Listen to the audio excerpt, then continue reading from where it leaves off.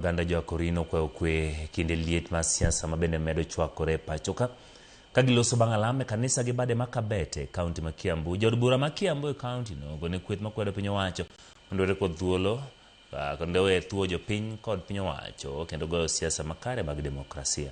Wamuradha kone kweth no owere gi muocho tulo kod koko kendo mieno sirkal kabendo kwedo weche mag ng'anyo michano tim kod kweth no.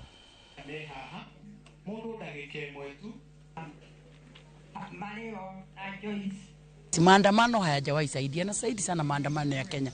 Wakati mwingi huwa ni maandamano ya kuharibiana majina, kuharibiana vitu, kuharibu vitu vya watu na pia hata kuharibu uchumi ambao unazidi kuinuka na watu wanaendelea kuweka pale chini. Ningetaka kuomba watu wetu ya kwamba wakati huu watu wasikizane, na si lazima niseme vile wewe unataka na wewe si lazima useme vile mimi nataka, lakini cha muhimu sana ni kusikizana na kujua tuna taifa moja na ndilo hili taifa letu la Kenya.